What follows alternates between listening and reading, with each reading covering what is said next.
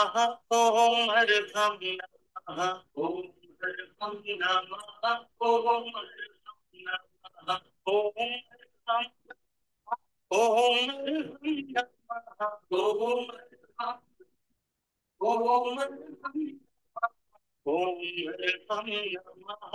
ओम अर्घम नमः। ओम अर्घम नमः। ओम अर्घम नमः। ओम नमः। ओम अर्घम नमः। ओम अर्घम नमः। ओम अर्घम नमः। ओम अर्घम। ओम अर्घम नमः। ओम अर्घम। ओम अर्घम नमः। ओम अर्घम नमः। ओम अर्घम नमः। ओम अर्घम नमः। ओम ओम अर्घम नमः। ओम अर्घम नमः। ओम अर्घम नमः। ओम अर्घम नमः। ओम अर्घम। ओम अर्घम नमः। ओम अर्घम। ओम अर्घम नमः। ओम अर्घम नमः। ओम अर्घम नमः। ओम अर्घम नमः। ओम अर्घम नमः। परम पावन परम आराध्य प्रातः स्मरणीय आचार्य श्री महाश्रमण जी के चरणों में सत सत नमन करते हुए हम आज का सत्र शुरू कर रहे हैं। त्रिपदी वंदना। वंदे अरहं।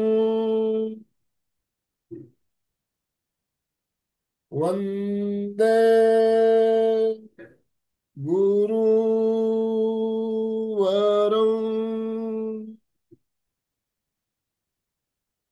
वंदे सत्यम।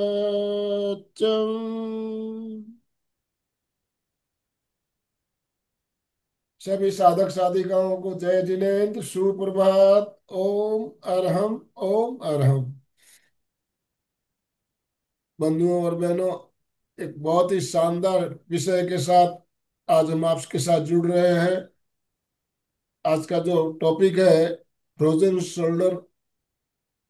फ्रोजन शोल्डर, ये हाथ में बहुत सी तरह प्रॉब्लम आती है, जिसमें टेनिस एल्बो और फ्रोजन शोल्डर, ये दो समस्याएं बहुत ही गंभीर समस्या है। और ये दोनों समस्याओं का कारण भी मुझे लगता है कुछ मिलता जुलता है, और इसके बारे में हम बात करेंगे। हमारे साथ स्पेशलिस्ट साई आराध्य मैडम सूरत से हमारे साथ जुड़ चुकी है। साई मैडम से हम भली भांति परिचित है, हमारे यहाँ बहुत बार बहुत ही शानदार सेशन आपने लिए हैं। आज हमारा मार्गदर्शन करने वाली है। तो इन समस्याओं से हमें कैसे राहत मिल सकती है, इसके बारे में बात करेंगे। तो मैं ज्यादा समय लेना नहीं चाहूंगा। अलका जी हमारे कोऑर्डिनेटर हमारे साथ जुड़ी हुई है। मैं अलका जी आपसे निवेदन करना चाहूंगा, आप साई मैडम का शॉर्ट इंट्रोडक्शन देते हुए उन्हें ससम्मान आमंत्रित करें। और आप सभी भाई बहनों से निवेदन, अपने अपने वीडियो ऑन रखेंगे। सबके वीडियो ऑन रहने चाहिए, किसी का भी वीडियो ऑन ऑफ नहीं रहेगा। आपके स्माइलिंग फेस सबके दिखने चाहिए। मैं सबके गैलरी व्यू भी ले रहा हूँ, आपके वीडियो सबके चेहरे दिखने चाहिए मुझे। यस, वीडियो ऑन कीजिए please. Alka ji, over to you. Thank you, thank you, thank you आपके रिस्पांस के लिए और वीडियो ऑन करने के लिए। और जिनको प्रैक्टिकली पॉसिबल उन सबको करना ही है। एक बार सब जोरदार स्माइल के साथ yes, we are there, yes, with happy mood smiley face, yes we are there.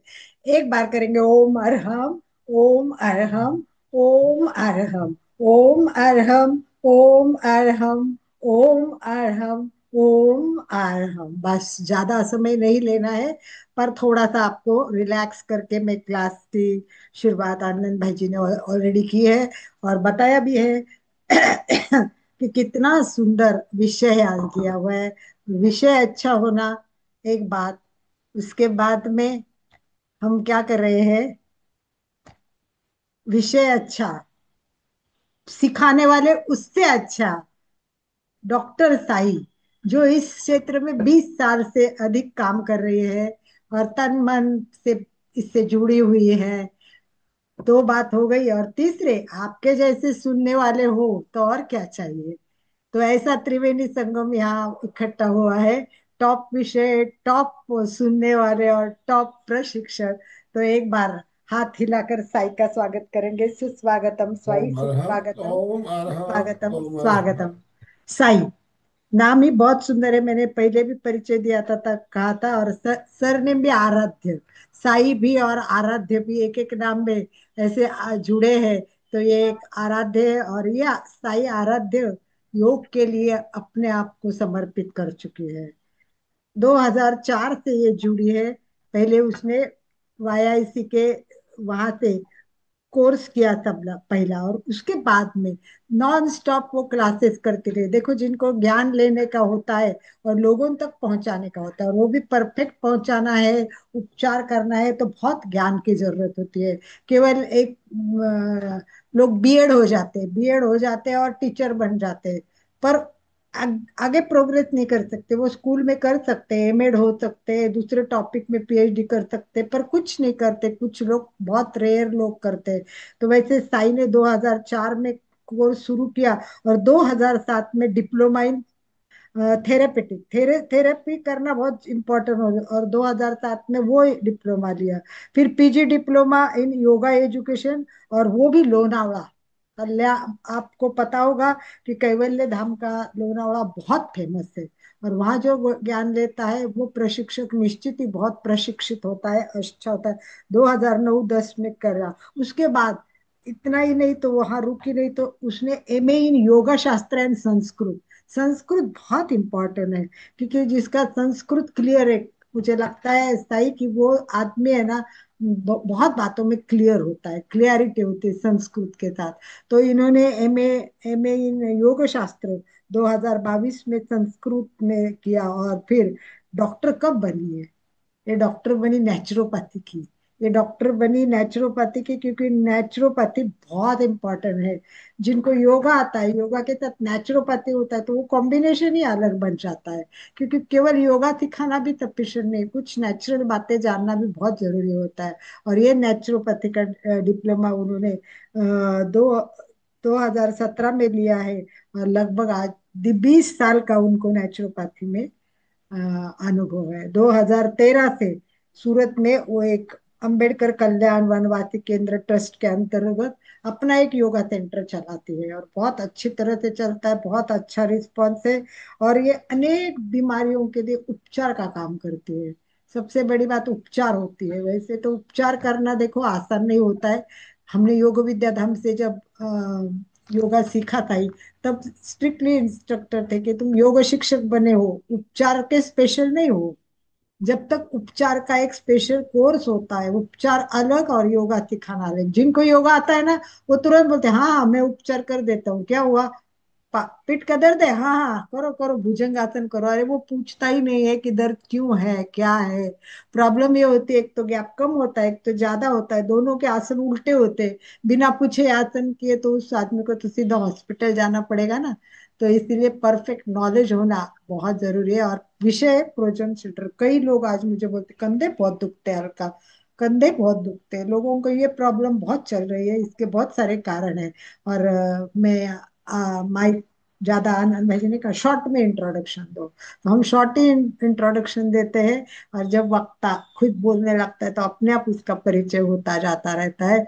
तो फिर एक बार मैं दौलत भाई, संगीता जी, आईफोन, भारती सेठिया, संगीता आंचलिया, जो भी पॉसिबल है, जिनको भी पॉसिबल है, प्रैक्टिकली पॉसिबल है, वो अपने वीडियो ऑन करे। इसी भाव के साथ ओम अरहम, mike hand over to Sai. सुस्वागतम सुस्वागतम सुस्वागतम, वेलकम। एमपी के ओम और अरहम कल्याणम योग ओम केंद्र आपका अरहम। सहर्ष स्वागत करता है। यस साई।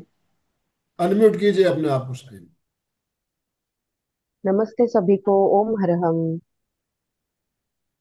जय जिनेन्द्र, गुड जय मॉर्निंग। जिनेन्द्र। जय जिनेन्द्र, गुड मॉर्निंग शुभ सभी प्रभात। को। सुप्रभात। आज का विषय ही ऐसा है कि फ्रोजन शोल्डर सबको, किसी ना किसी को हाथ कभी कभार जकड़न आती है। बहुत सारे कारण है फ्रोजन शोल्डर। आज हम थोड़े से अलग से माध्यम से लेते हैं। अपना फ्रेंड मेरे साथ में यहाँ पे है जो फ्रोजन शोल्डर के बारे में हमको बहुत इजीली बता सकता है। ये देखिए, मिलना चाहते हैं इनको, हम्म। है ना? वाह, तो बहुत ये क्या बढ़िया। है? हमारा कंकाल है, फेस है। हाँ, पहले समय बहुत ही कम है, क्योंकि ये टॉपिक इतना डिटेल टॉपिक है, तो इसके बारे में समझना, इसके बारे में जानना कि क्या क्या हो सकता है और एक्चुअली हमें दिक्कत कहाँ पे होती है। ठीक है, तो अब यहाँ पे देखते हैं, ये कौन सी बाजू है? छाती की बाजू है।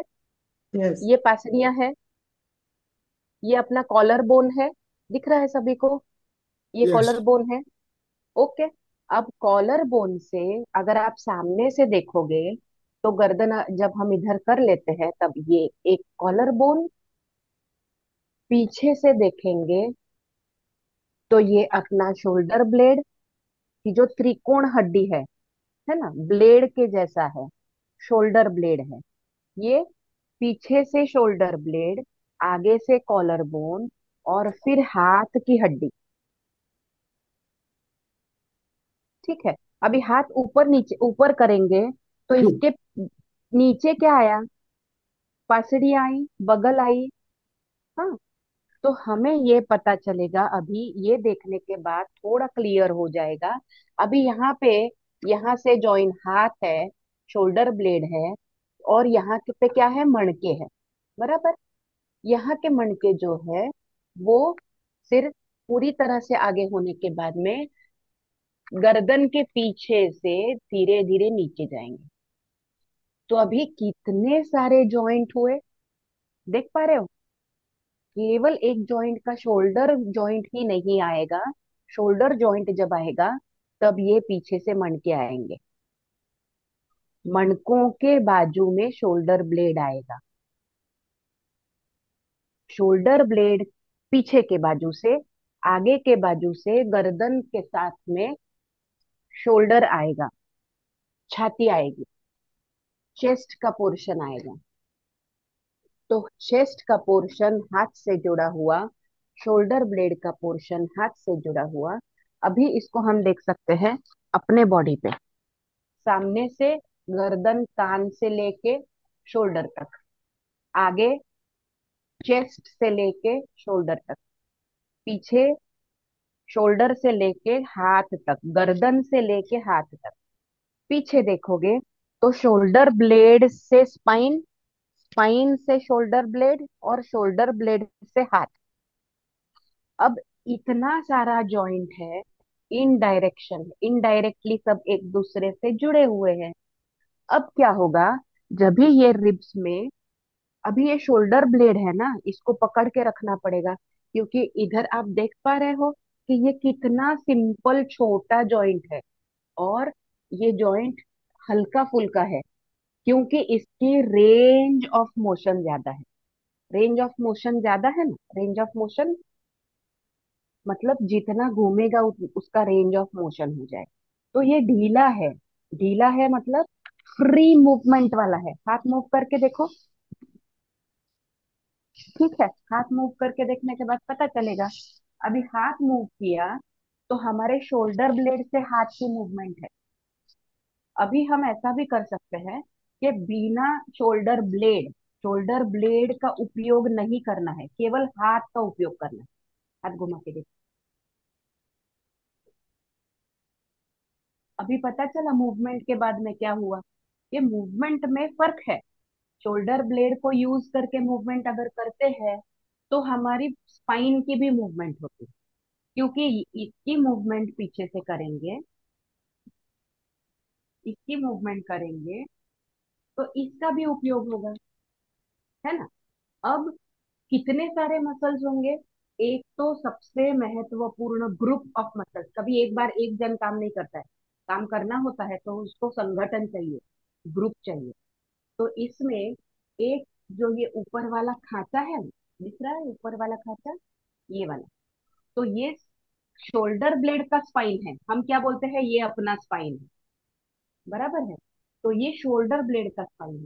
शोल्डर ब्लेड के स्पाइन से अंदर से कुछ मसल्स अटैच होते हैं, सामने से कुछ मसल्स अटैच होते हैं, शोल्डर ब्लेड के ये पीछे वाले बाजू से कुछ मसल्स अटैच होते हैं, और फिर उसी के अंदर से शोल्डर ब्लेड की जो ये अंदर की बाजू है, जो पासड़ी और शोल्डर ब्लेड के अंदर है, ठीक है, वहां से भी मसल आके अटैच होते हैं।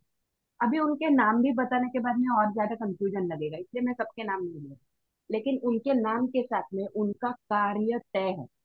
जैसे समझो कि हमारा ये हाथ उठाने का काम ये वाले मसल का है, इसको डेल्टॉइड बोलते हैं। वो पीपल का पान होता है वैसे आकार का होता है, उसके आकार से निश्चित है, उसके रेशाओं से निश्चित है, उसके शेप से निश्चित है कि उसकी मूवमेंट क्या है। ठीक है। कभी कभार अभी फ्रोजन शोल्डर में ऐसा सब लोग जिनको हुआ है वो बोलते हैं कि मेरा हाथ ऐसे नहीं उठता है, ऐसे उठ जाता है, इतना उठ जाता है, अलग अलग प्रकार से इतना उठ जाता है। कभी कभार ये हाथ उठता है, ये हाथ नहीं उठता है, तो इधर दिक्कत आती है। बहुत सारे कारण हैं, तो उसमें पता चले कि कौन से मसल का काम कहाँ पे नहीं हो रहा। अभी एक ग्रुप है ना, वो ग्रुप में से एक भी काम करना बंद करेगा, तो हम एज अ रिप्रेजेंटेशन क्या बोलेंगे? नहीं, वो ग्रुप अच्छा नहीं परफॉर्म करता है। मतलब क्या? फ्रोजन शोल्डर है फॉर एग्जाम्पल। अभी के लिए अभी वही जो मसल्स है जो गर्दन से शोल्डर तक, शोल्डर से हाथ तक जाते हैं, वही कुछ कुछ मसल्स एक्सटेंड होके कोहनी को भी एक्सटेंड करते हैं। क्योंकि जब हमारा ये काम है या फिर ये काम है या फिर ये काम है, तो ये केवल शोल्डर मसल का काम है क्या? नहीं। तो ये शोल्डर मसल के साथ में कोहनी का भी काम है। जब ये कोहनी का काम आ रहा है, तब कुछ कुछ मसल्स जो लंबे होते हैं, जिनको बहुत बड़ा पल्ला तय करना होता है, वो अभी शोल्डर जॉइंट और एल्बो जॉइंट, दो दो जॉइंट को क्रॉस करके आगे हड्डी को टिकते हैं।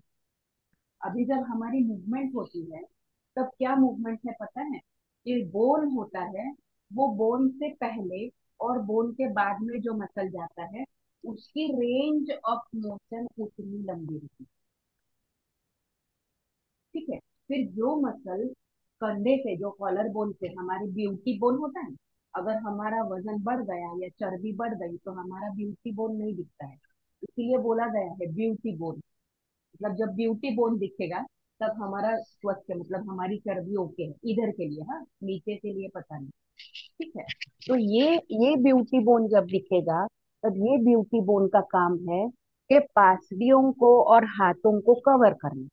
क्योंकि इसका कोई कनेक्शन नहीं है, ब्यूटी बोन अगर आगे से देखोगे तो ब्यूटी बोन केवल स्लाइटली इधर टच है, स्लाइटली टच है, पूरा नहीं।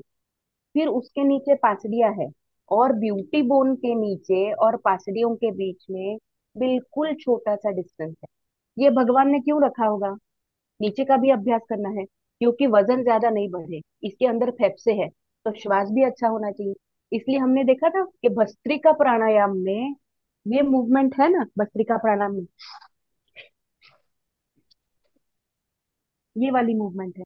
तो क्या होगा भस्त्रिका प्राणायाम में ये वाली मूवमेंट के साथ में? जब हाथ की मूवमेंट हो रही है, तब धीरे धीरे स्पाइन के साथ में पासड़ियों की भी मूवमेंट हो। तो ढीला होगा तो ही मूवमेंट होगी। अगर जकड़न जैसा फिक्स होगा बोन, तो मूवमेंट नहीं हो पाएगी। तो ये फ्रोजन शोल्डर के लिए मूवमेंट बहुत ही जरूरी है। शोल्डर के लिए जरूरी है, श्वास के लिए जरूरी है। हम मनुष्य योनि से है, In तो मनुष्य progress. योनि में सबसे इम्पोर्टेंट क्या है? कि हम खाना लेके मुंह में डालते हैं, बाकी सब जानवर अपना मुंह खाने के पास में लेते हैं। तो ये फर्क है कि इसका हाथ फ्री होना ज्यादा जरूरी है। अगर इसका हाथ फ्री है तो ही पॉसिबल होगा। ठीक है। अभी फ्रोजन शोल्डर होने के कारण देखने हैं। ठीक है, यहाँ हमने एनाटॉमी समझ ली, हमने फिजियोलॉजी समझ ली। अभी कारण क्या क्या है फ्रोजन शोल्डर के? तो कारण ऐसे है कि अभी कम समय में, कम उम्र में ज्यादा से ज्यादा समय लैपटॉप पे, मोबाइल पे बैठा जाता है। बहुत सारे मेंबर्स, कोई राइटी है कोई लेफ्टी है। जो राइटी है उनका एक क्या बोलते हैं, पर्टिकुलर स्टैंस में माउस पे हाथ रख के इतना इतना ही काम होता है। तो ऑब्जर्व करो, थोड़ा समय हाथ ऐसे रख के देखो। सभी हम करते हैं। थोड़ा समय ऐसा हाथ रख के देखते हैं। दोनों हाथ रखेंगे। घुमाना है। समझो कि हम लैपटॉप पे, पीसी पे कुछ काम कर रहे हैं। घुमाओ। कहाँ से टाइट हुआ? दंड से टाइट हुआ? शोल्डर से टाइट हुआ? हाँ। फिर स्लाउच पोस्चर में कितने लोग बैठते हैं? टीवी देखना है सोफे पे, धीरे धीरे धीरे धीरे हम ऐसे ऐसे ऐसे ऐसे ऐसे ऐसे हो जाते, स्पाइन बिगड़ जाए। ठीक है। ये दो तीन कारण। और एक कारण ऐसा है कि अगर मसल वीक है तो भी फ्रोजन शोल्डर नहीं, कोई भी ग्रुप ऑफ मसल कम काम करने जैसे हो सकते हैं। कभी कभार पैर कम काम करेगा, साइटिक पेन होगा, तो वो जॉइंट, वो ग्रुप ऑफ मसल्स कम काम करते हैं। अभी हम फ्रोजन शोल्डर की बात कर रहे हैं, तो ये शोल्डर वाले स्नायु वीक हो गए। दूसरी बात, बहुत ज्यादा खराब पोस्चर में ज्यादा समय रुकना। अभी जेंट्स हो, लेडीज हो, कोई भी हो, काम आंखों के सामने वाले रेंज में ही होता है। आंखों के सामने वाले रेंज में काम होता है तो क्या होगा? हाथों का काम करने का तरीका ऐसा होगा। कोई ऐसा है पीछे अगर कुछ लेना है तो ऐसे बिना देखे लेते हैं? नहीं, हमको देखना पड़ता है ना कहाँ से लेना है। जितना हाथ आराम से आगे जा सकता है उतना हाथ आराम से पीछे जा सकता है। देख लो। नहीं, क्योंकि रचना ही वैसी है। रचना में इधर देखोगे, ये ये हाथ की जो हड्डी है, दंड की हड्डी है, उसमें ये जो गोल खांचा है ना, ये डुप्लीकेट है। इसलिए इतना परफेक्ट खांचा नहीं है। थोड़ा सा ऐसा गोलाकार पद्धति का खांचा होता है, तो वो खांचे की वजह से हमारा हाथ पीछे की तरफ नहीं जाता। रेस्ट्रिक्ट होती है ना मूवमेंट, हड्डी पीछे जा ही नहीं सकती। एक तो वो है, इसलिए वो रेंज ऑफ मोशन में आता है। दूसरी बात, जिनको डायबिटीज होता है उनका शुगर लेवल अगर अनकंट्रोल होता है तो कभी कभार हिप जॉइंट टाइट होना, कभी कभार शोल्डर जॉइंट टाइट। ठीक है। ऐसा हो सकता है क्योंकि डायबिटीज में स्नायुओं के जो धागे होते हैं वो धागे कड़क बन जाते हैं। तो कोई भी धागा अटैक हो सकता है, कोई भी शरीर का भाग अटैक हो सकता है। इसलिए देखना, डायबिटिक लोगों को बोलते हैं वो शुगर की वजह से नहीं, शुगर की दवाइयों में जो मेटफॉर्मिन होता है उसकी वजह से, कि वो मसल्स को स्टिफ बनाता है, नैसर्गिकता से वो मसल्स को स्टिफ बनाता है। इसलिए जिनको डायबिटीज है उनको बोला जाता है कि आप छोटे छोटे हलचल, छोटी छोटी जॉइंट की मूवमेंट बार बार करते रहो, उनको कार्यरत रखते रहो। ठीक है।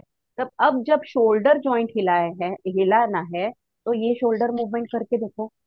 ये शोल्डर मूवमेंट करते करते हमें ये पता भी चलेगा, महसूस भी होगा कि केवल शोल्डर नहीं हिल रहा है, कुछ कुछ गर्दन का भाग भी उपयोग में आ रहा है, रोटेट हो रहा है, मूवमेंट में आ रहा है ना?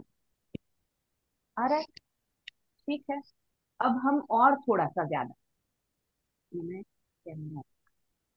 अभी और थोड़ा सा ज्यादा पीठ, शोल्डर पीछे खींचो और पीछे जाओ, मतलब आगे स्ट्रेच करो। फिर बात वापस मार्जारासन करते हैं ना, तो मार्जारासन के जैसे एकदम बैड पोस्चर में हम लाओ। अब शोल्डर ब्लेड दूर हो गए, अभी वापस शोल्डर ब्लेड पास करो और ऊपर देखो। मतलब ये जो स्पाइन का आकार हो रहा है, वो स्पाइन का आकार की वजह से पूरा स्पाइन फ्री हो रहा है। ठीक है ना? अभी इसमें मूवमेंट नहीं आएगी, लेकिन क्या होता है, इसकी अलाइनमेंट प्रॉपर हो जाती है। केवल सिंपल प्रैक्टिस। अभी ये सारे बातें हम करते हैं कि नहीं? कंप्यूटर पे बैठे काम कर रहे हैं, घर पे बैठे सब्जी समा रहे हैं, बहुत ज्यादा सब्जी समा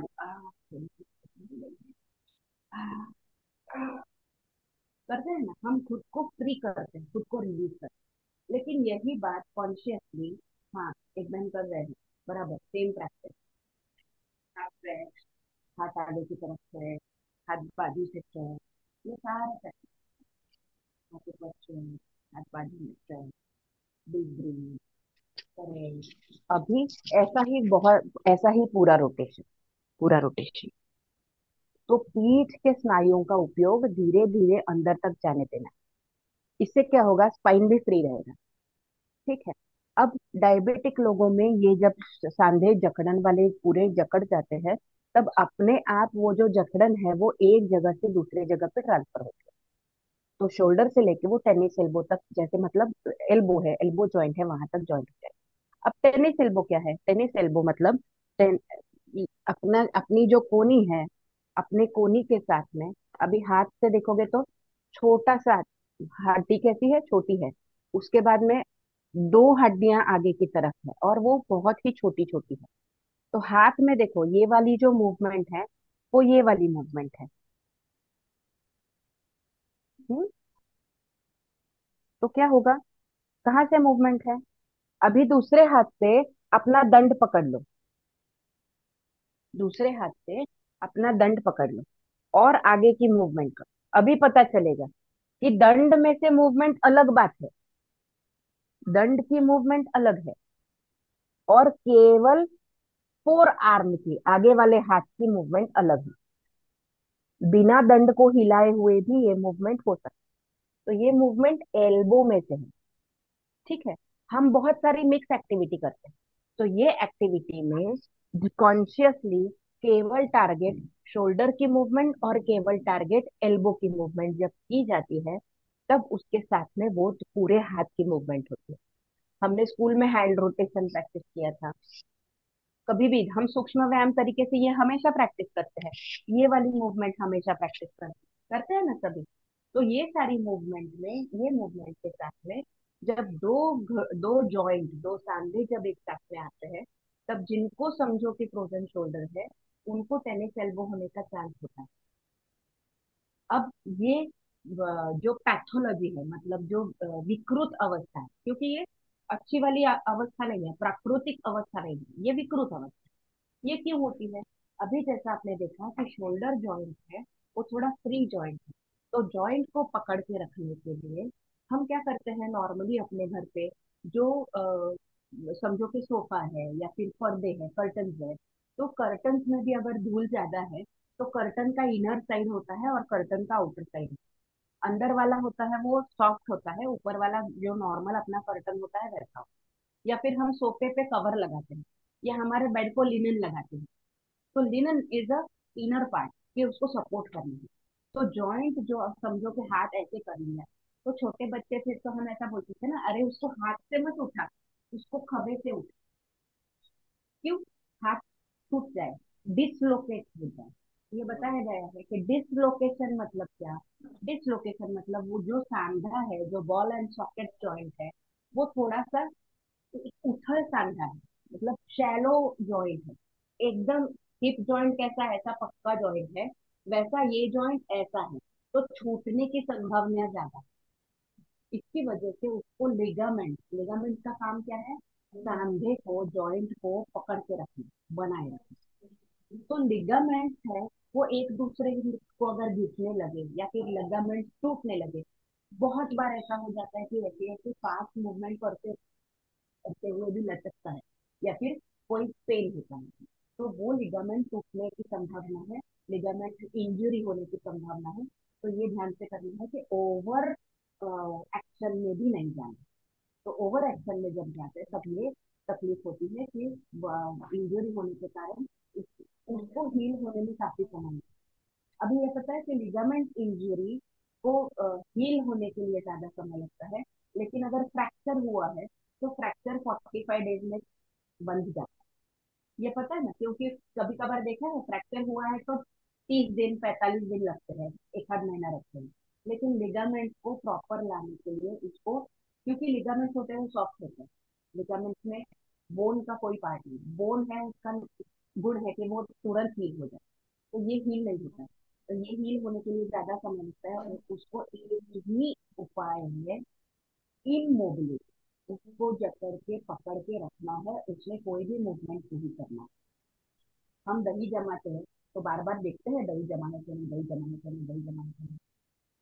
हम क्या बोलते हैं, ओवरनाइट उसको मत देखो, उसको ढक के रखो, उसको हिलने मत दो, तो ही वो जमे।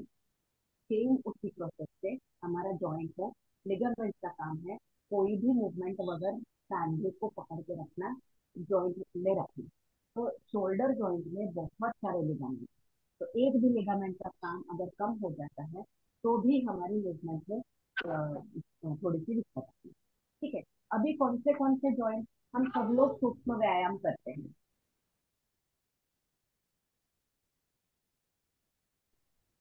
हम सभी लोग सूक्ष्म व्यायाम करते हैं। तब अभी सूक्ष्म व्यायाम में ध्यान क्या देना है? एक तो हमारा स्पाइन भी ठीक हो। तो स्पाइन के लिए क्या करना है? जब भी ये मूवमेंट कर रहे हैं तब चिन टू चेस्ट आने दो, और जब भी पीछे वाली मूवमेंट कर रहे हैं तब शोल्डर से स्ट्रेच होने दो, आगे आने दो, शोल्डर से स्ट्रेच होने दो, आगे आने दो, शोल्डर पीछे जाने दो, कॉलर बोन पूरी तरह से पीछे स्ट्रेच हो जाने दो, चेस्ट बोन पूरी तरह से पीछे स्ट्रेच हो जाने दो। तो शोल्डर की इतनी सी मूवमेंट में हमें राहत मिलेगी। अभी कहाँ है? पीछे शोल्डर का आड़ा भाग है, हॉरिजॉन्टल लाइन है शोल्डर की, दो शोल्डर के बीच में स्पाइन है, और स्ट्रेट लाइन स्पाइन की है।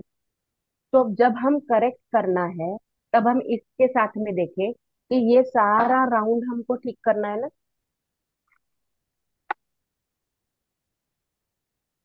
ये सीधी लाइन और एक ये आड़ी लाइन। तो शोल्डर में जब भी पेन हो रहा है तो उसका रेफरेंस यहाँ पे भी है, उसका रेफरेंस यहाँ पे भी है, उसका रेफरेंस यहाँ पे भी है, सेम सामने। उसका रेफरेंस गर्दन में यहाँ तक है, उसका रेफरेंस शोल्डर लेवल तक है, और उसका रेफरेंस चेस्ट से भी शोल्डर तक है। तो केवल शोल्डर में स्पाइन भी कवर होगा आगे से, चेस्ट पार्ट भी कवर होगा, और पीछे से स्कैपुला का पार्ट भी, मतलब शोल्डर ब्लेड का भी भाग कवर होगा। तो इतना मत सोचो कि शोल्डर जॉइंट मतलब शोल्डर जॉइंट, उसके आगे पीछे का भी सोचना है, क्योंकि सारे मसल्स क्या है, आगे पीछे जुड़े हुए हैं। ठीक। अब सेम प्रैक्टिस में हमको क्या क्या करना है? एक तो हाथ आगे ले जाओ, हाथ ऊपर ले जाओ, ये रोज हम जो मूवमेंट करते हैं वही है। लेकिन धीरे धीरे से इसलिए कि वो मूवमेंट में हमको पता चले कि कितनी मूवमेंट है, कॉन्शियसली कहाँ तक मूवमेंट हो पा रही है और कहाँ पे दिक्कत आ रही है। नॉर्मली पीछे से स्ट्रेच करके देखना है, यहाँ पे ऐसा होता है, हाथ ऐसे ही रख देते हैं, तो फिर थोड़े समय के बाद में झंझनाहट जैसा, सूनापन जैसा लगने लगता है। फिर देखो, यहाँ से टाइट करते हैं तो यहाँ से भी टाइट होता है। तो हमें ये देखना है कि कोई भी आजू बाजू के भाग भी तकलीफ में ना हो। तो शोल्डर की मूवमेंट पहले इतने रेंज में, फिर छोटी छोटी रेंज में आगे पीछे, और शोल्डर की रेंज स्पाइन से जुड़ी है, केवल शोल्डर से जुड़ी ना हो। ठीक है। उसमें सारे आसन आते हैं, थोड़े बहुत सारे आसन आते हैं। सेतु बंधासन करके देखो तो भी आएगा, हाथ स्ट्रेच करके देखो तो भी आएगा, हाथ शोल्डर स्ट्रेच करके देखो तो भी आएगा, त्रिकोणासन करके देखो तो भी आएगा। हर एक आसन, क्योंकि आसन ही पूर्ण शरीर का कॉम्प्लेक्स पोस्चर है। तो केवल गर्दन के बारे में सोचे तो शोल्डर के लिए भी नेक, शोल्डर एंड स्पाइन का पूरे पूर अभ्यास, बराबर। अर्धकटी हो सकता है। तो शोल्डर ब्लेड की भी मूवमेंट जरूरी है। अभी शोल्डर ब्लेड की सिंपल मूवमेंट में क्या क्या करना है, वापस एक बार अभी देखो। हम, मैं अभी नीचे बैठी हूँ और मैं सोफे के लेवल पे बैठी हूँ। ठीक है। तो सोफे के लेवल पे जब भी हम ऐसे बैठते हैं तब कोशिश करना कि नीचे बैठते समय दोनों हाथ सोफे पे हो। तो पोस्चर ठीक हुआ, सिंपल वे। अभी दो बातें हैं। कोई कोई मेंबर्स ने ना हवा में हाथ उठाए, हवा में हाथ उठा के देखो, तो गर्दन से यहाँ से जकड़न लगती है ना। और हाथ पीछे रख के देखो, सोफे पे रख के देखो, तो हाथ पैसिवली स्ट्रेच हो जाता है। अगर पीछे सोफा है या फिर आगे आजू बाजू में दो तीन तकिया लेके देखो, ठीक है, तो उसमें फर्क पता चलेगा। तकिया अगर पॉसिबल हो तो दो तीन तकिया पास में रखना, क्योंकि हाथ ये वाला और हाथ ये वाला, इसमें फ्रीनेस है, इसमें यहाँ से शोल्डर जॉइंट पकड़ा जाता है। तो मूवमेंट दिखने में एक जैसी है, लेकिन यहाँ पे शोल्डर रिलैक्स हो रहा है और यहाँ पे शोल्डर टाइट हो रहा है। दोनों में फर्क आया समझ में? ठीक है। तो हमको रिलैक्स करना है, हमको टाइट नहीं करना है।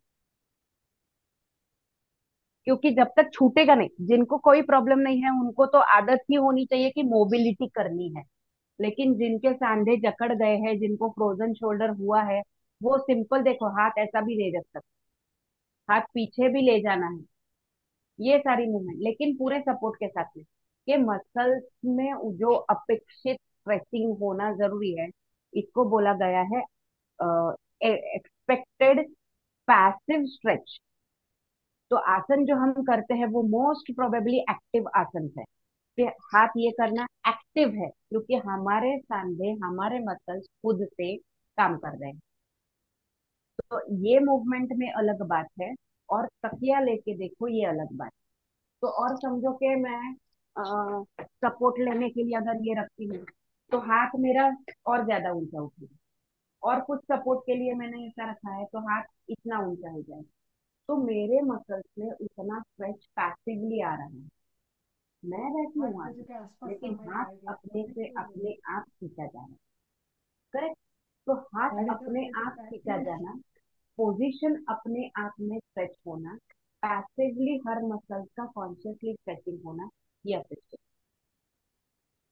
कोई गया है फिजियो में तो देखा है कभी कि डॉक्टर हाथ पकड़ के खींचते हैं, वो खींचा भी अलग है। तो वो जो स्ट्रेच है वो पैसिव स्ट्रेच है, वो हम अपने आप से बारी को पकड़ के, खिड़की को पकड़ के, विंडो को पकड़ के। अभी सिंपल पोस्टर, ये पीठ है और मैंने और हाथ पीछे की तरफ स्ट्रेच किया, लेकिन सपोर्ट है ना मुझे। अगर मैं ऐसे ही हाथ पकड़ूंगी तो मेरा हाथ छूटने के बजाय ज्यादा पकड़ लेगी, ज्यादा टाइट, और मैंने यहाँ पे पकड़ा है तो अपने आप में रिलैक्स होगी। पकड़ अच्छी होनी चाहिए तो ही मसल्स रिलैक्स। ठीक है, करके देखो। तो ये बातें हैं कि हम अपने अपने पोस्चर को स्पाइन से रिलेटेड अच्छे से ठीक से रख पाए। अभी ये कैसे कर पाते पा सकते हैं, कुर्सी पे बैठे हो या सोफे पे बैठे हो तो नॉर्मली हमारा पोस्चर ऐसे आगे झुका रहता है, शोल्डर ब्लेड, कॉलर बोन आगे होते हैं। तो हमको अगर प्रैक्टिस करनी है तो दोनों हाथ पीछे रख के देखो, आराम से बैठे हैं, मेरा पीठ सीधा है, मेरा शोल्डर स्ट्रेट है, मैं परफेक्टली आराम से सपोर्ट के साथ में बैठ पा रही हूँ। जो लेट रहे हैं उनके लिए तकिया जो सिर के नीचे लेते हैं वो पीठ के नीचे ले, लंबचौरस होता है ना तकिया, हमारा तकिया लंबचौरस होता है, तो वो लंबचौरस तकिया पीठ के नीचे लेके देखिए। तो पीठ के नीचे जब तकिया लेते हैं तब हाथ नीचे आ जाएंगे, सिर नीचे आ जाएगा, और पीठ ऊपर की तरफ पुश हो पाएगी। बराबर। तो इस प्रकार से जब हम अपने खुद के फ्रोजन शोल्डर के लिए अभ्यास करके प्रैक्टिस करते हैं तो उसका उपयोग स्पाइन के लिए भी होगा, श्वास अच्छा लेने के लिए भी होगा। अभी तकिया कैसे रखना है, ऐसा समझो कि तकिया आवाज रखा है। थोड़ी कम आ रही, सही आवाज थोड़ी कम आ रही। ये पीछे चला गया, अभी आ गई। हाँ अभी बराबर। हम्म। तो स्पाइन के नीचे जब ये यहाँ पे तकिया आएगा, बराबर, तो यहाँ पे तकिया आने के बाद में हाथ नीचे चले जाएंगे, ये वाले हाथ नीचे चले जाएंगे। तो अपने आप स्पाइन, घर पे किसी के पास में है तो लेके तकिया लेके देखिए तो फिर पता चलेगा। पीठ के नीचे तकिया लेके सो जाइए सीधा। करेक्ट। परम भाई है। हाँ, अभी पैर स्ट्रेट कर सकते हो, हाथ भी रिलैक्स कर सकते हो। करेक्ट। आनंद भाई जी, उनको स्पॉटलाइट पे लेते हो तो इस फिर सबको पोस्चर भी पता चलेगा। Yes, thank you. हाथ लंबा, पूरा लंबा कीजिए।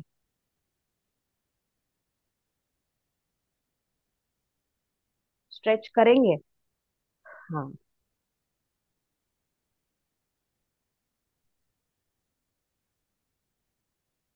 नहीं है आज जी। 40 घंटा बाद।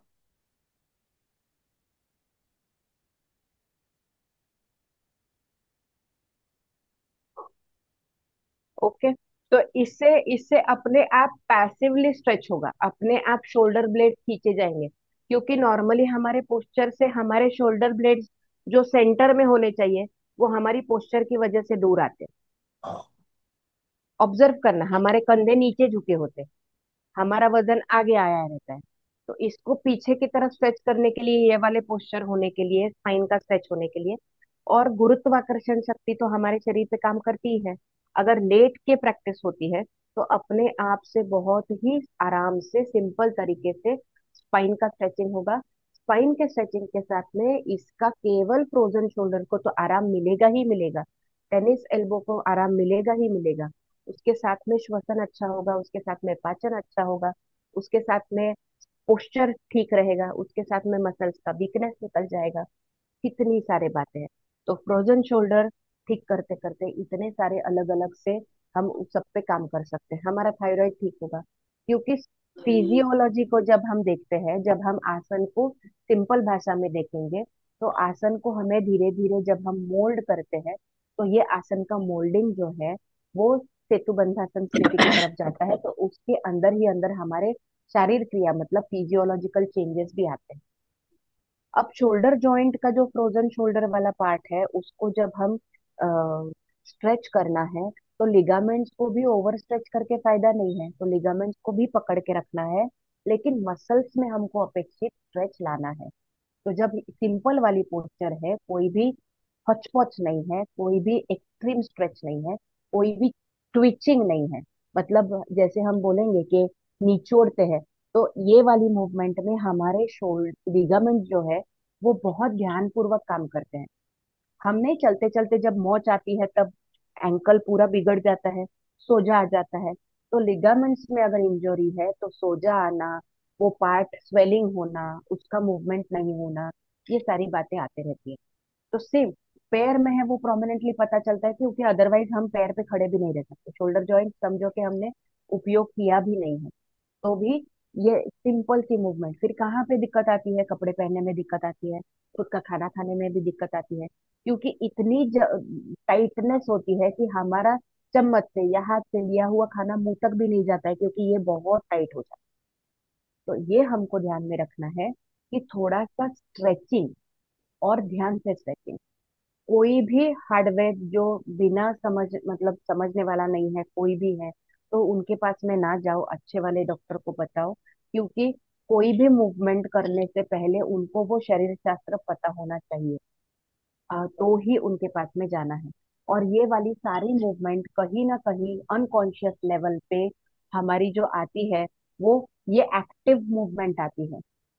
जब हम अर्धकटी करते हैं, जब हम पीछे स्ट्रेचिंग सेतु बंधासन करते हैं या त्रिकोणासन करते हैं, कोई भी आसन जब हम करते हैं, तब शोल्डर जॉइंट की हमारी जो मूवमेंट है वो एक्टिव मूवमेंट है।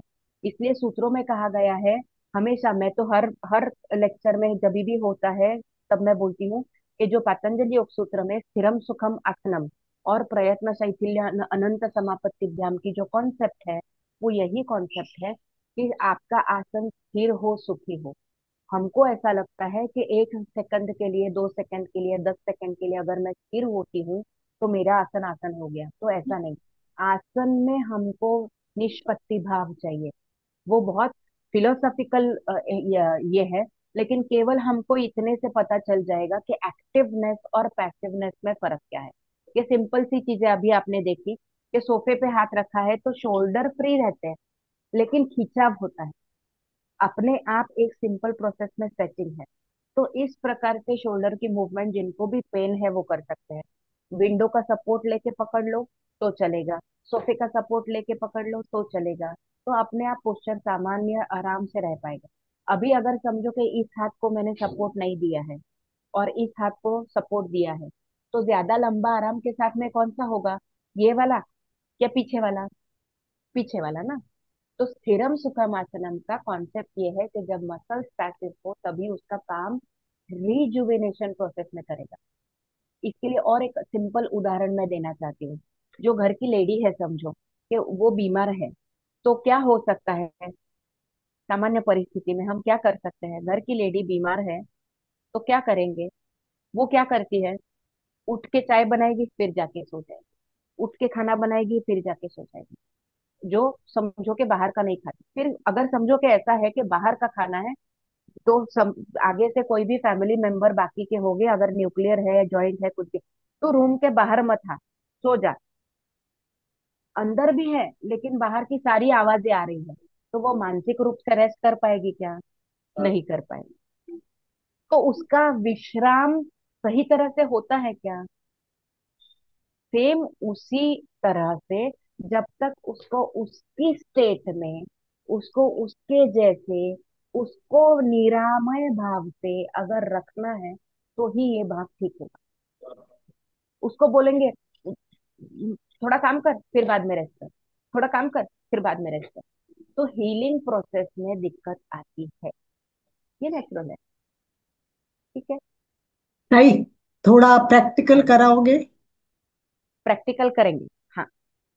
और क्वेश्चन चलो। आंसर भी पूछने को टाइम देना है, तो थोड़ा प्रैक्टिकल हाँ करके क्वेश्चन ठीक है, आंसर। चलेगा। अभी एक हाथ से हम पूरा सपोर्ट लेते हैं, राइट हाथ जमीन पे है और लेफ्ट हाथ से ऊपर हाथ रखना है। ठीक है, अब हाथ रखना है तो आप मेरा हाथ नहीं देख पा रहे तो मैं सामने से ऐसा बोलती हूँ, लेकिन सबको हाथ ऐसा रखना है। ठीक है, ये करना है ऊपर की तरफ। मूवमेंट कहाँ तक फील होती है? कोनी तक हाथ में फील होती है। ठीक है, अभी हाथ ऊपर की तरफ खींचो।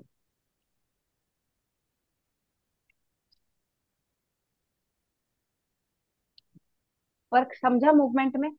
तो यहां तक आया स्ट्रेच। ठीक है, अभी सेम हाथ आगे, आगे खींचो, आगे खींचो, आगे खींचो, आगे खींचो, आगे खींचो, आगे खींचो, आगे खींचो, आगे खींचो। हाँ, ऐसा ही हाथ कोनी से मोड़ना नहीं है लेकिन पीछे खींचना है।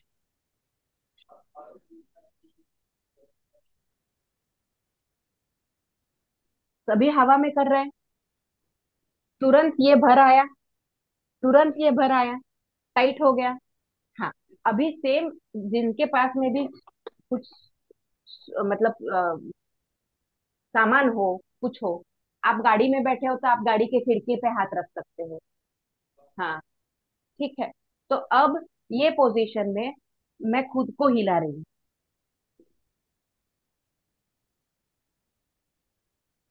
हाँ, हाथ वैसा ही है, हाथ में कोई चेंज नहीं है, मैं घूम रही हूँ। या फिर मेरे हाथ से पीछे से लेके मुझे सपोर्ट देना है तो मैंने यहाँ पे पकड़ा हुआ है, और जो मैं टेका ले रही हूँ वो भी सोफे पे टेका ले रही हूँ। तो सिंपल ये वाला करके देखो, ये वाला करके देखो। हम्म? दोनों हाथ सामने करना है। एक श्वास भरो, दो श्वास छोड़ो। एक श्वास भरो, दो श्वास छोड़ो। एक श्वास भरो। अब दोनों हाथ आगे से ऊपर, ऊपर नीचे। अब क्या हुआ, दोनों शोल्डर ब्लेड आगे आए हैं। ठीक है, हाथ भले आगे पकड़ा हो लेकिन शोल्डर ब्लेड पीछे जाने दो। 1 2 3 4 5 6 7 8 9 10, ये अलग एंगल में। यहां से 1 2 3, कोनी से फोल्ड नहीं। शोल्डर ब्लेड पास में आने दो, दूर जाने दो, शोल्डर ब्लेड पास में आने दो, दूर जाने दो। ठीक। अब दोनों हाथ सिर के पीछे, शोल्डर ब्लेड दूर आया, शोल्डर ब्लेड पास गया, शोल्डर ब्लेड दूर गया, पास में आया, दूर गया, पास में आया। सेम साइड से अभी नीचे वाली कोनी खींचनी है। हाँ, बाकी कुछ नहीं करना है। नीचे वाली कोनी खींचेंगे तो नेचुरली ऊपर वाली कोनी में खींचाव है, पैसिव है। ऊपर वाली कोनी नीचे दबा के देखो, फर्क समझ में आया एक्टिव और पैसिव का? बहुत इजी है। तो हमको देखना है कि केवल नीचे वाली कोने खींचेंगे तो नेचुरली ऊपर वाले कोने में खींचा जाता है। ठीक है, ये सिंपल सी प्रैक्टिसेस है। तो विथ सपोर्ट जब करेंगे तो एक्टिव और पैसिव रोल में बहुत बढ़िया चेंजेस आते हैं। 5 5 6 6 महीने जिनको फ्रोजन शोल्डर है, सालों साल का जिनका फ्रोजन शोल्डर है, वो प्रैक्टिस भी कर रहे हैं, फिजियो में भी जा रहे हैं, फिर भी उनको रिलैक्सेशन नहीं है। तो इन सब प्रैक्टिस की वजह से रिलैक्सेशन में काफी सारे चांसेस हैं। ओके, ठीक है। चलिए अपना विषय पूरा करते हैं, किसी को कुछ पूछना हो तो। क्वेश्चन आंसर्स अभी बिल्कुल अच्छी तरह से आपकी प्रॉब्लम्स हो तो पूछ लीजिए। अशोक जैन को पहले कर देती हूँ और फिर उसके बाद देख लेना। यस, आप हैंड राइज कर कीजिए, कोई जिज्ञासा हो, थोड़ा ही समय बचा है हमारे पास। अशोक जी, अनम्यूट कीजिए अपने आप को। जय जिनेन्द्र मैम, बहुत ही अच्छा जी विषय जय। लिया आपने। इसमें एक पूछना था, जैसे अपने यूरिक एसिड भी इसमें क्या रोल करता होगा? यूरिक एसिड का सेम रोल है कि सांधों को खुरदरा बनाना, क्योंकि जो सांधों का सॉफ्टनेस होता है, वो सॉफ्टनेस में अगर घिसता है तो उनमें परख होती है, तो यूरिक एसिड में परख निकल जाती है, तो सांधे ओपन हो जाते हैं, सांधों फिर एक दूसरे पे घिसते हैं, तो वो एक प्रकार का पेन होता है। तो क्योंकि सांधे घिसेंगे तो पेन होगा, लुब्रिकेशन उसमें से चला गया तो पेन होगा। यूरिक एसिड होता है तो मसल्स की जो नेचुरली स्मूथ इलास्टिक वाली टेंडेंसी होती है, तो वो भी निकल जाती है, वो बहुत रिजिड हो जाते हैं। जैसे समझो कि पुराना वाला रबर हम अगर लेते हैं तो वो एकदम कड़क जैसा लगता है, और बिल्कुल नया रबर लेते हैं तो वो बहुत इलास्टिक रहता है। तो सॉफ्टनेस जो मसल्स का है वो भी निकल जाता है, और जॉइंट के ऊपर वाला जो सॉफ्टनेस है वो भी निकल जाता है, तो मूवमेंट में दिक्कत आती है। उसके लिए माधुरी। सेम एक यही प्रैक्टिस है, उसके लिए प्रैक्टिस एक ऐसा सेम है, होता है धीरे जैसे धीरे से। अपन नॉर्मली बताइए। 2-5 किलो वजन उठाते तो प्रॉब्लम नहीं आती है, और जब पंद्रह नहीं बीस किलो एक साथ में उठा दिया तो या तो हाथ पकड़ लेगा या कमर पकड़ लेती है उसके लिए। नहीं, ये जो बात आप बोल रहे हो ना, वो एक तो मसल वीकनेस की वजह से समझो कि मसल की कैपेसिटी 5 किलो उठाना है, लेकिन आप 15 किलो उठा रहे हैं फॉर एग्जाम्पल, आप मतलब आप नहीं, तो 15 किलो उठाने के लिए जो एनर्जी, हार्मोनल एनर्जी भी लगती है उसमें, केवल मसल का काम नहीं आता है।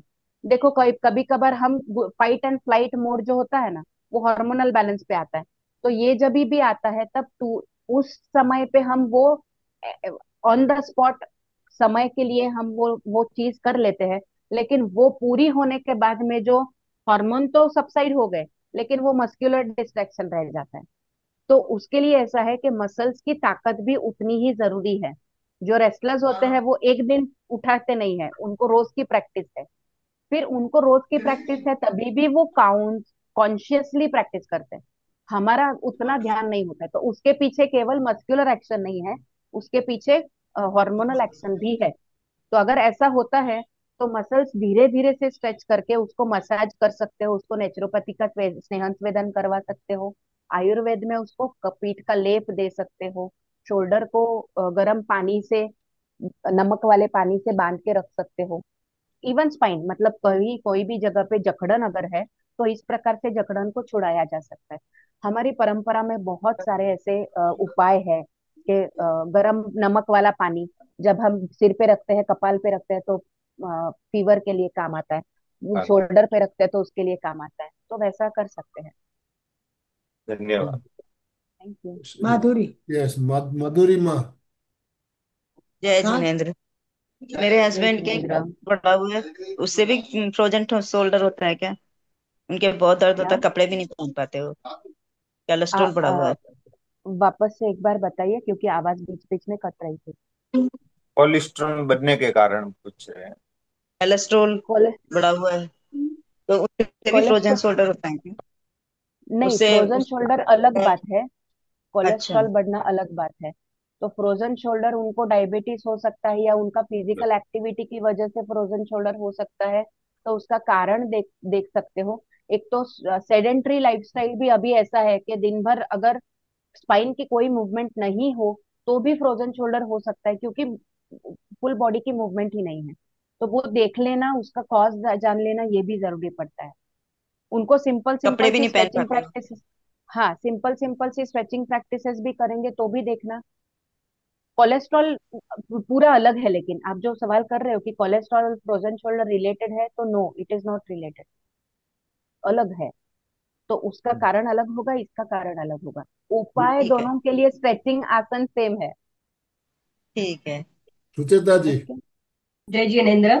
बहुत सुंदर जय टॉपिक जिनेन्द्र। आज का, सही में, और छोटी छोटी जानकारी आपने इसके माध्यम से बताई, बहुत सुंदर लगा। सही में थैंक यू। 15 साल पहले मुझे टेनिस एल्बो का प्रॉब्लम हुआ था, लेकिन कैसे कि मैंने 500 के कॉइन हाथ में ऐसे लूज छोड़ के लाए थे।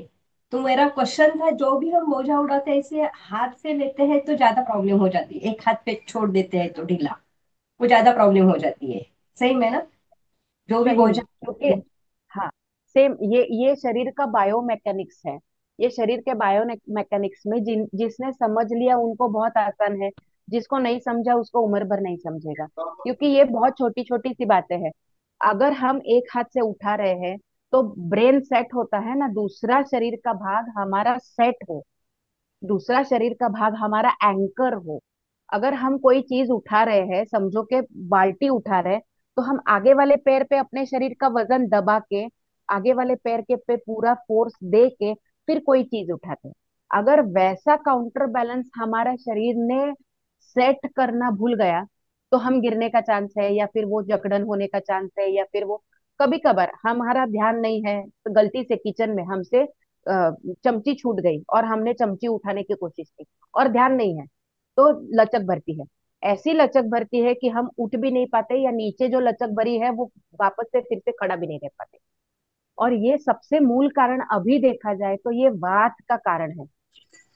It is basically related to vata, क्योंकि इतने सारे, अभी तो सबने बोला है कि घी खाना मना है, कोलेस्ट्रॉल बढ़ेगा, ऐसा है वैसा है।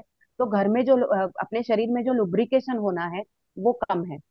जो मूवमेंट अपेक्षित है वो मूवमेंट हम नहीं करते हैं, और जो मूवमेंट अपेक्षित नहीं है वो मूवमेंट हम करते हैं। मतलब जो सोचना नहीं है तो अनचाहा सोचते हैं, तो उसकी वजह से बात बिगड़ता है। तो लाइफस्टाइल का जो मेन बात है वो अगर धीरे धीरे, क्योंकि सबके कारण देखो, 10 साल पहले के सबके कारण अलग थे, 10 साल के बाद के अब के कारण अलग है, अभी नेक्स्ट 10 इयर्स वाले सबके कारण अलग हो जाएंगे। तो सही। ये इससे जुड़ा हुआ है। और एक क्वेश्चन था, जो हम पिलो लेते हो तो कैसी चाहिए, कितनी इसकी चाहिए, अपने लेवल की चाहिए क्या, छोटे से? मैं ऐसा बोलती हूँ, पिलो ऐसी लो कि जो मनुष्य पिलो ले रहा है उसका ये पोर्शन कैसा है, उसका वो जाड़ा है पतला है। क्योंकि अगर वो जाड़ा है तो एक करवट पे लेटने के बाद में ये वाला गैप जो रहता है वो ज्यादा होगा।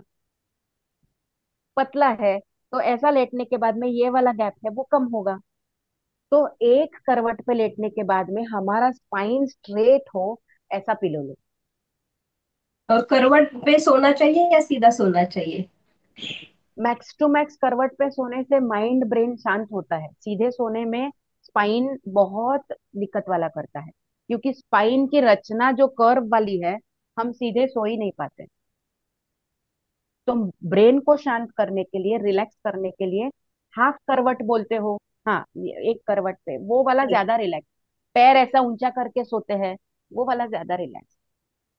सही में बहुत सुंदर जानकारी, बहुत। थैंक जी, यू, थैंक यू। बहुत बहुत बहुत ही सुंदर। इसमें आहार का भी कुछ महत्व, क्या हमें खाना चाहिए जब जिनको प्रॉब्लम है? वात वाला नहीं खाना है, तला तला बेकिंग प्रोडक्ट्स, क्योंकि बेकरी प्रोडक्ट्स में सोडे का उपयोग होता है। और अभी जैसे भाई ने बोला कि यूरिक लेवल बढ़ेगा तो सोडा यूज करेंगे, यूरिक लेवल बढ़ेगा। तो अतिरिक्त अभी भी हम इंस्टेंट बनाते हैं कोई भी खाना, लेडीज लोगों को ज्यादा पता होगा। कुछ नहीं हो रहा है, ढोकला नहीं फूल रहा है, खमण नहीं बन रहा है, डाल दो सोडा। तो जो नेचुरल फर्मेंटेशन है, जो अड़द की दाल हो या तुवेर की दाल हो, जो नेचुरल फर्मेंटेशन में होता है वो ज्यादा अच्छा है। तो हमारे यूरिक लेवल और बाकी सारे ये मेंटेन हो पाए। तो आहार में केवल वात युक्त आहार नहीं लेना है, अच्छा सा कफजन्य आहार लेना। बहुत सुंदर, बहुत ही सुंदर जानकारी आपने दी। तो अलका जी, अभी समय भी हमारा संपन्न होने जा रहा है, समापन की ओर चलना है हमें। अशोक जी कुछ और कहना चाहते हैं शायद, ये अशोक जी को ले लेते हैं आखिरी में। मैम, इसको अपन इस हिसाब से समझ सकते हैं कि जैसे यूरिक एसिड या फ्रोजन शोल्डर हुआ, तो वो एक जैसे पानी का बर्फ बन गया, आइस, और उसको अपन पिघलाएंगे तो फिर वो यूरिक अपने फ्रोजन शोल्डर फ्री हो सकता है। फ्रोजन शोल्डर फ्री होगा स्लो स्ट्रेचिंग से, क्योंकि अगर यूरिक लेवल बढ़ा है तो हमको बाहर से नहीं पता चलता ना कि यूरिक लेवल कहाँ बढ़ा है। तो हमको धीरे धीरे उसको गरम तेल का मसाज, थोड़ी सी मालिश, और फिर उसकी मूवमेंट। ठंडे इसमें से नहीं मूवमेंट। हम कुछ भी देखो, अगर सीधा ठंडा नहीं होता है तो थोड़ा थोड़ा सा गर्म करते हैं, तो उसको हल्का सा सेक करें। सूखा सेक कर सकते हैं या गर्म पानी का सेक कर सकते हैं, उसमें भी अलग अलग है कि रेती लेके पोटली में रेती रख सकते हैं तो उससे भी राहत मिलती है। बहुत उसमें आइस सुंदर। का, बर्फ का से काम करता है। स्प्रेन बर्फ। और स्ट्रेन दो बातें ऐसी है। स्प्रेन होता है तो लिगामेंट इंजुरी है, और स्ट्रेन होता है तो मसल्स में अनचाहा ट्विचिंग, मतलब अनचाहा मरोड़ जैसा आता है, वैसा है। तो एक के लिए जब भी स्प्रेन होगा तब आपको कोल्ड कंप्रेस करना है, जब स्वेलिंग होगा तब आपको हॉट कंप्रेस करना है।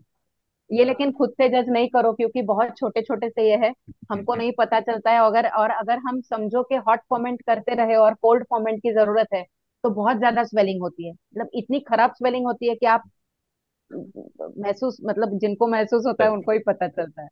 तो हाँ। ये दो बहुत एक्सट्रीम टू कंडीशंस हैं, ये जान के ही करना है। Thank you so much. Very nice. Anand भाई जी, हम समापन करें तो ज्यादा बेटर, यस, परफेक्ट टाइम में हो बहुत जाएगा। बहुत धन्यवाद साई मैडम, और जो भी भाई बहन हमारे साथ जुड़े हैं सभी का बहुत बहुत धन्यवाद, बहुत बहुत आभार। अशोक जी समापन कराइए प्लीज। जय जिनेन्द्र। आंखें कोमलता से बंद, हाथ को आनंद केंद्र पर जोड़ते हुए, रीढ़ की हड्डी और गर्दन को सीधी रखते हुए सभी मानसिक उच्चारण करेंगे। मैं चैतन्यमय हूँ, मैं आनंदमय हूँ, मैं शक्तिमय हूँ। मेरे भीतर अनंत चैतन्य का, अनंत आनंद का, अनंत शक्ति का सागर लहरा रहा है। उसका साक्षात्कार करना ही मेरे जीवन का परम लक्ष्य है। हमारा आज का दिन मंगलमय हो, आनंदमय हो, शांतिमय हो। इन्हीं शुभ भावनाओं के साथ ओम शांति शांति शांति। कृतज्ञोस्मि, हम सब गुरुदेव के आभारी है।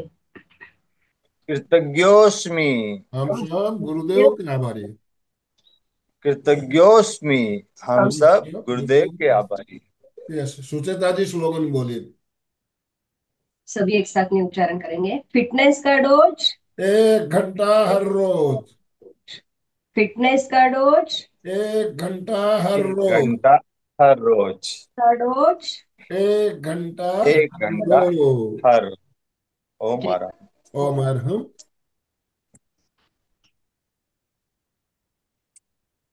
Thank you to everyone. Thank you ओम साई। अरहम।